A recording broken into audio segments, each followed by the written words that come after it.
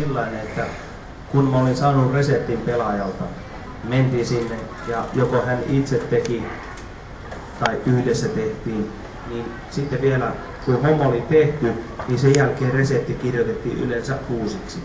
Ja katsottiin, että näinhän tää nyt meni ja tämmöistä tuli ja tää on hyvä, panna tämä kirjaan.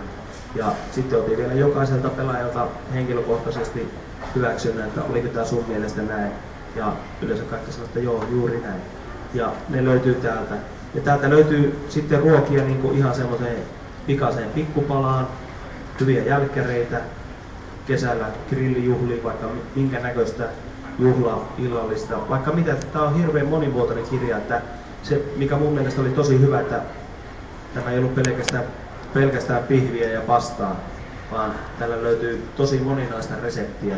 Saatiin tähän niin kuin semmoinen tosi kattava valikoima. Ja sitten vielä sen verran haluaisin sanoa, että monestikin keittokirjoissa kustantajat aina sanoo, että kuvissa pitää säästää, ei saa olla kuvia liikaa. Sen mä sanoisin, että tässä kirjassa on varmaan yleensä verrattuna keittokirjoille erittäin paljon kuvia ja reseptiikkaa on paljon. Ja sitten on myös sitä tekstiä, eli mitä mieltä nämä herrat asioista on. Timo aika hyvin sai niitä kaiveltua semmosia pikkujuttuja. Täältä löytyy vaikka minkä näköisiä paljastuksia, etten sano sen. Niin, ja itse asiassa kun noista kuvista on puhetta, niin kirjan kuvittaja Jari Aikio tässä parasta aikaa ottaa kamera kännykällä videokuvaa. Käy se näinkin, ei tarvitse aina olla mitkään huippuhienot vehkeet. Hyvä. Ei muuta kuin jatketaan pelaajistoon. Teemu Nurmi, sulla on taustalla siellä kaupunkia muun muassa Tampere, Kokkola, Rauma, nyttemmin Oulu. Ja meillä Oulussa on tämmöinen asia kuin rössöpotut. Ja joku niistä onko joku tehnyt sen tähän kirjaan rössöpotut ihan rohkeasti? Jaha, Janne Pekkala on siellä ollut tekemässä niitä. Okei, oletko päässyt A. maistamaan rössöpottuja, B. jos olet, niin mitä mieltä olet niistä? Nyt täytyy kyllä sanoa, että en ole päässyt vielä tässä vaiheessa maistamaan. On kyllä nimen kuullut ja joku on tainnut jopa kehua niitä. Että ehkäpä sitä jossain vaiheessa toivottavasti pääsee maistamaan. Meille niin peri-oululaisille, paljasjalkaisille semmoisille, niin meille joillekin saattaa olla paha paikka, kun ala-asteella sitä pakotettiin syömään joka toinen päivä, niin siinä ehkä tuli sitten toisenlainen ajatus, että minkälaista se voi olla, mutta monet niistä tykkää, niin kuin Janne Pekkala, muista mä en ole ikinä kuullutkaan, mutta kuitenkin.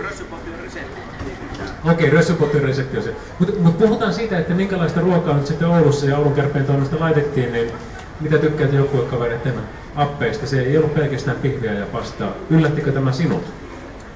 No joo, siis yllätti, että itse asiassa jääkiekkoilijan ruokavalio varmaan on aika pitkälle sitä pastapitosta, varsinkin näin kauden aikana. Ja nyt kun tänään ensimmäistä kertaa selailin tuota kirjaa, niin ensinnäkin se yllätti, kuinka hieno ulkoisesti se kirja on kuvineen kaikkineen. Ja toiseksi se yllätti myös se, että minkälaisia ruokalajeja sieltä löytyy. Että ilmeisesti Kärppäjoukkueessa on tämmöistä piilevää ruoantekotaitoa olemassa, mutta siellä on mielenkiintoisia reseptejä. Onko oma suosikkiruokasi se, mikä on resepti tässä kirjassa vai joku toinen? No en varsinaisesti voi sanoa tiettyä yhtä ruokalajia, mikä olisi suosikkiruoka, mutta tässä meikäläinen teki jallulohta, nimi on jallulohi, ja kalaruoka maistuu ihan hyvältä, että se menee meikäläiselle. Niin siinä sun jallulohessa sä halusit välttämättä käyttää rypsiöljyä, mutta niin on sitä mieltä, että tästä kirjasta poiketen niin sun kannattaa sulattaa voita ja siihen panna sitä jaloviinaa, niin tulee vielä parempi lopputulos. Selvä. Aina oppii jotain uutta. Okei, jatketaan siitä sitten. Kiitoksia Teemu, niin tuonne toiseen pelaajistoon, eli Jere Karalahti. Jere, sä oot monessa liemessä keitetty, mutta nyt myöskin keitetty tämän kirjan puolesta. Millä fiiliksellä lähdit mukaan tähän? No kyllä hyvän ruoan ystävänä kuitenkin niin pyydettiin mukaan tähän ja on suuri kunnia olla mukana tämmöisessä, että Et tosissaan tänään itsekin näin ensimmäistä kertaa tän valmiin kirjan sitten ja kyllähän jätkät on tehnyt hienoa jälkeä ja kyllä kun tuon selaa ja vähän voiskelee, niin kyllähän siitä jää hyvä mieli tuossa kirjasta.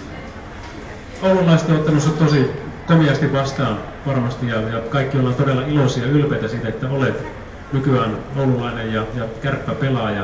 Mutta millä tavalla luulet, että tämmöinen kirjaprojekti vaikuttaa sitten itse jääkiekkoon? Onko tämä rikkova tekijä vai voisiko se jopa yhtenäistää sitä teidän ryhmähenkeä? No joo, lähinnä kyllä kun noita kuvia katsoo, niin aika koomisia osa jätkistä noissa kuvissa, mutta eiköhän siitä hyvät kuitit saa irti. Entä sitten oma, sulla on siellä muun muassa poronkeristystä, hieman parempaa poronkeristystä, minkä takia juuri se? No kyllä, kun tänne tultiin tänne Ouluun ja näin porojen sekaan, niin sanotusta, niin kyllähän se on hyvä ja vähän parempaahan siitä tulee, kun laittaa vähän enemmän kerran. Okei, entä sitten tarina Stadin silakoiden takana? No joo, kyllähän silakat on kuitenkin on semmoiset silakkamarkkinat aina kesäisin ja keväisin, milloin ne onkaan, niin näin, niin kyllä sieltä se on lähtenyt ja sitten pääkokki aika tämmöiset silakat siihen, niin kyllähän ne oli upeita. No Teemu juttelikin tuossa jo aikaisemmin, että teillä on ollut jonkun verran juttua siitä pelaajien kesken, että mitä kukakin on laittanut, millä tavalla näet tämän, että oliko se nimenomaan sitä, että pääsi kuittailemaan toisille, että aha, panit sitten tuommoista ruokaa, vai oltiin ylpeitä toisista? No onhan se hyvä, että tulee vähän laajemminkin noita, että tosissaan monihan kuitenkin on ihan peruspihvin ystäviä näin, niin kuitenkin saatiin aika laaja skaala sitten. Okei, jatketaan vielä siellä hetki aikaa Janne ja Timo kerran, niin voitte kertoa hieman näitä taustoja, millä tavalla tämä kirja oikein loppujen lopuksi tehtiin, eli lähinnä näitä kuvaustilanteita ja näitä ruokien tekotilanteita, eli onko siellä ihan selkeästi menty pelaajien kotiin, onko Jari Aikio kuvaajana ollut siellä paikan päällä ja ottanut kuvia niistä tilanteista vai miten tämä loppupeleissä on rakentunut. Ja siinä samalla kun kerrotte niistä, niin mä voisin pyytää teitä hyvää yleisö, niin voitte aivan hyvin ottaa ne kirjat, mitä olette jo mahdollisesti hankkineet. Meillähän nyt on tämä hinta 44,90 kirjalle isänpäivämarkkinoille joululahjaksi, niin käykää ihmeessä hakemassa nimmarit tässä samalla. Jere Karalahti kuitenkin, Teemu Normio paikan päällä ja sitten kokit.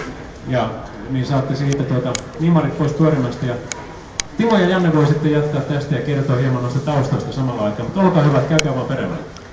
No mä